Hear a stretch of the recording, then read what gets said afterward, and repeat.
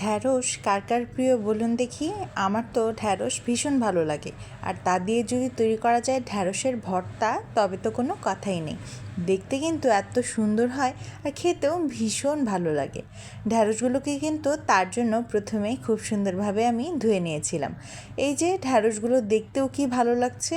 আমার তো ঢ্যাঁড়স ভাজি, ঢ্যাঁড়স ভর্তা সব কিছুই খুবই পছন্দ। আপনারা কে কে আমার মতো আছেন যারা ঢ্যাঁড়স পছন্দ করেন, দ্রুত কমেন্ট বক্সে জানিয়ে দিবেন। এবারে ধুয়ে রাখা ঢ্যাঁড়সগুলোকে আমি ছোট ছোট সাইজ করে কেটে নিয়েছি। এক একটা ঢ্যাঁড়সকে 3টি অথবা 4টে টুকরো করে আমি নিয়েছি। এবারে অল্প একটু পানিতে কিন্তু এগুলোকে সেদ্ধ করে নিতে হবে। খেয়াল রাখবেন পানিটা কিন্তু বেশি হওয়া যাবে না। অল্প একটু পানিতেই 3 থেকে 4 মিনিট সেদ্ধ করে নিলেই দেখবেন খুব ভালোভাবে সেদ্ধ হয়ে এসেছে।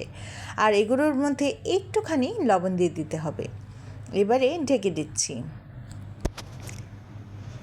কিছুক্ষণ পর ঢাকনা উঠিয়ে দেখতেই পাচ্ছেন প্রায় আমার ঢ্যাঁড়স হয়ে আসছে আর পানিটাও কমে এসেছে।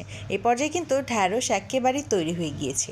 এবারে একটি প্লেটে এটাকে নিয়ে নিলাম। আজকে আমি প্রায় 7 থেকে 8টির মতো ঢ্যাঁড়স ব্যবহার করেছি।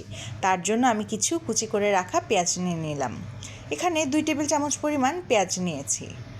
এবারে দিয়ে দিচ্ছি 2টি কাঁচামরিচ কুচি। এবারে দিয়ে দিব স্বাদ মতন লবণ। আজকে আমার ঢ্যাঁড়সের পরিমাণটা যে পরিমাণ ছিল সেই অনুযায়ী আমি এখানে লবণ দিয়ে দিলাম প্রায় 1/4 চা চামচ। এবারে প্রথমে লবণের সঙ্গে পেঁয়াজ মরিচটাকে একটু কচলে নিতে হবে। পেঁয়াজগুলোকে আগে যদি একটু লবণের সঙ্গে কচলে নিতে পারেন তবে কিন্তু পেঁয়াজের ফ্লেভারটা খুব সুন্দরভাবে বের হয়ে আসে এবং খেতেও ভীষণ ভালো লাগে। এবারে দিয়ে দিলাম যে কোনো ভর্তার মেইন ইনগ্রেডিয়েন্ট, যা হলো সরিষার তেল। সরিষার তেল দেওয়া হয়ে গেলে আস্তে আস্তে করে আমি সবকটি ঢ্যাঁড়সই হাতে এভাবে চেপে চেপে ভেঙে নিচ্ছি। খেয়াল রাখবেন একেবারে কিন্তু ম্যাশড করে নেওয়ার কোনো প্রয়োজন নেই, শুধু একটুখানি চাপ দিয়ে নিলেই দেখবেন ঢ্যাঁড়সগুলো ভেঙে এসেছে। এবারে সব কিছুকে খুব সুন্দরভাবে মিশিয়ে নিতে হবে। ঢ্যাঁড়সটা কিন্তু একটু ভাপে দেওয়ার ফলে এর কালারটা আগের মতোই অব্যাহত থাকে এবং দেখতেও ভীষণ ভালো লাগে।